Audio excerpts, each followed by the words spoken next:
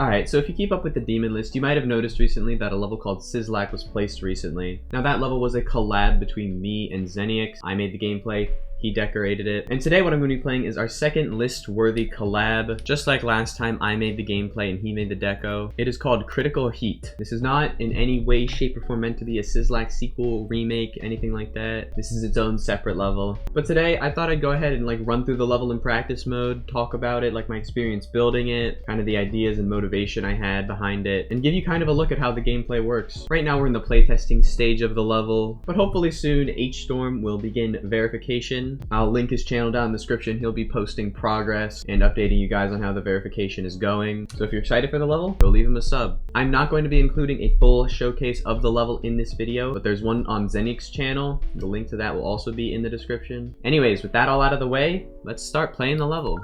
So right off the bat, you're thrown into this very difficult pre-drop with some very tough timings. I personally tend to enjoy levels that are a bit skewed towards the first half, so that's kind of how I set this level up. But usually, the beginning of a level, you want to use a game mode that isn't reaction-based, like ship or wave. You want to use something that you can get a really solid muscle memory for and pass without being able to think. Game modes like Cube, UFO, Spider are perfect for that. Someone who's consistent at this level and grinding from zero will be able to pass his pre-drop consistently without having to think about it much, because they'll have the muscle memory down really well. I really like what Zenix did here. When I was making the gameplay, I didn't really know what the theme of the level would be. Zenix kind of took the concept I had with the gameplay and went with it really well. Later on in the video, you'll see kind of how I decided to establish progression. The first sign that something's changing, you go from being mini to being large. And again, it's just pretty slow CPS sync gameplay, nothing crazy.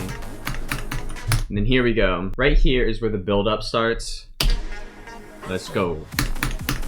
So I increase it to 2 times speed, and Zenix kind of complements this well by changing the section. The lava goes away, there's more fire, more gears, the flag things appear. I really like what Zenix did here with like the glow. There's a lot of glow sort of flying through the air, and in motion it really looks like dust. And it really gives you the feel that stuff is sort of starting to fall apart here, you know? Continuing on with the sync gameplay and stuff. But this part doesn't last for too long. If I could pass the shit, please. As here, the amount of fire amps up. In the layout, I made this part 3 times speed.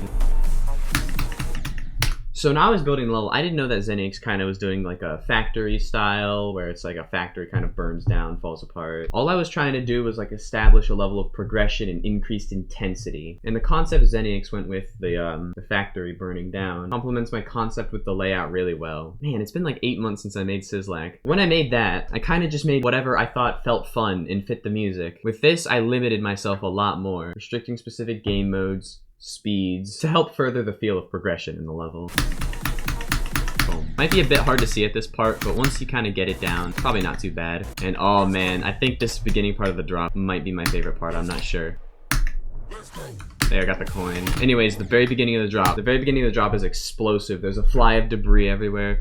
There's tons of fire, very bright white flashes, and of course 4 times speed. Because, I don't know, we went from 1 time speed at the very beginning to 2 times to 3 times. What's next? The drop, the most intense part of the level. So the goal of this level was to make it mostly timing based, with a bit of, you know, higher CPS parts maybe, a few small wave sections. But for the most part, it's meant to be timing based, and I think I succeeded in that. Again, my layouts always end up being click syncy, so it syncs very well. I used a little double click thing here. Hopefully this doesn't come across like egotistical or anything, but I just find this very satisfying to pull off. Nothing too special about this part, it's just more click sync, intense, hopefully visually synced as well gameplay. But then right here, we go to 3 times speed, because you can tell we're building up to something even more intense. This part I'm kind of proud of. Not this wave section right here. Wave is easy to build. But this little ship thing right here, if I can get to it, yeah. What you have to do is click this blue orb and like hold. Because obviously if you let go and click again, you hit the black orb. So you have to just hold enough. So you don't crash up here into these spikes, but you also fall beneath this spike. I've always been kind of a fan of like ships that are timing based rather than control. But I've always kind of seen them like have their own section, like in Rust, Glide, Cave of Heart had one. But here I kind of just added like one. It's just 1 click and release. So in the build up, you get a bit slower. And the last coin, you have to just click this late. And then of course for the last part, to make it even more intense, because obviously 4 times speed is the highest speed, I made it a duel. Now in Sizzlack, I didn't do progression as much. The duels are kind of just scattered in there, kind of made it just be fun to pull off. But in this one, I really wanted to focus on and emphasize progression, making the level get more and more intense as it went on. And Zenix matched that. Decoration wise, this is like the most intense part. It starts with like this fire staff being brought up, It might be something from another game. I don't know. Don't get mad at me, nerds. But it kind of explodes and more fire appears. Although not as much fire in the drop, but there's a lot more explosions in this part, and you can see like broken pieces of a ladder and more white hot explosions in the background. This duel took a very long time to make. I had to constantly kind of delete what I made and rework it because I just wasn't happy. Duels take a very, very long time to make, especially when they're kind of complex. They end up requiring a lot more bug fixing and stuff just because with 2 icons, it becomes a lot more complex. Something I neglected to mention earlier is the movements. At the beginning of the level, the movements are a bit smoother, and this is something I like that Zenix did. But as the level kind of goes on, the movements become a bit more like rough and jagged, and at the drop, they like move in really quickly. It kind of goes from like a well-oiled functioning machine to like jagged, broken apart, and that kind of complements the idea of a factory like burning down or going up in flames. And if I could pass this last part of the duel, I'd be so happy. There we go. Now the ending. So what was kind of the goal with the ending here? The last little bit of this song here felt like a great way to like end the level with like a bang. So it starts out with a 1-time speed ship, and it increases in speed as you go, because that's kind of what the song does. And it's like one final push to like escape the burning factor. I don't know. If you like kind of perceive the level differently, that's on you. That's what I got from it. Something I also like, I made this ending ship and wave. Why did I do that? Why am I evil? Ship and wave are like the most chokeable game modes. If you're at the end of a level, you're nervous. It's really, really easy to choke a ship part or a wave part, because just like how I mentioned, you want to have something more timing based at the pre-drop. Something timing based at the end is going to be most friendly to someone with nerves.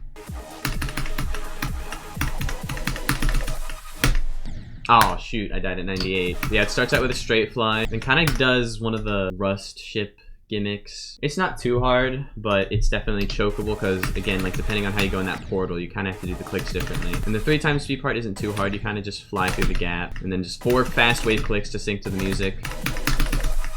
And then 1 final timing. Now, I didn't do this originally, but Zenix made it so your icon is invisible when you do this last click. So what I did is I nerfed it a little bit. That second spike there, that's a bit to the left, is the actual hitbox. When you do this last click, all this stuff just disappears. It toggles off.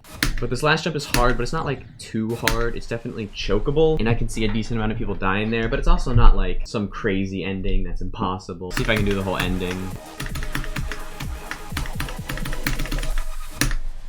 Great way to end the level, I think. Well, overall, it's a pretty short level. It's 1 minute 2 seconds long. We got it under 40k objects, though. I'm pretty proud of that. I did a decent bit of the optimization. I was thinking about Black Blizzard the other day, and I kind of realized that it has a sort of similar progression to this. It starts out with a slow mini cube, then gets into, I think, a 1-time speed big cube, and then it gets into the drop, which is faster. And then to make it even more intense, in the second half of the drop, it uses a duel, just like I did here. Black Blizzard is one of my favorite extreme demons of all time, so it makes sense that I would sort of take some inspiration for that. I wasn't thinking of the level when I was building the gameplay, but you know, looking back, there is that similarity. But overall, I'm super happy this turned out. Zenix made very quick work of my layout. He got all this decoration done in just a couple weeks. I think the level's much better than Sizzlack overall. I definitely improved from just being able to make like fun gameplay to making something that really felt more like an experience, and Zenix was able to complement that really well. I had a lot of fun building this, and I look forward to seeing it verified. So once again, yeah, go check out H-Storm. He's a really talented player, beat Tartarus, Rust, and some other hard levels. As for difficulty, I don't know how hard this is really yet. I've been told that it's significantly harder than Rust, but not as hard as Tartarus. So maybe top 30, top 25. I don't really know yet, somewhere in that range. And the level's not fully finished yet. We're still doing play testing. It's subject to balance changes during verification, so it might be a bit easier than the version I just played on here today. It's probably going to be harder than Rust, which means I might beat it as a new hardest at some point. But yeah, I hope you guys enjoyed watching this. If you want to see a full showcase of the level,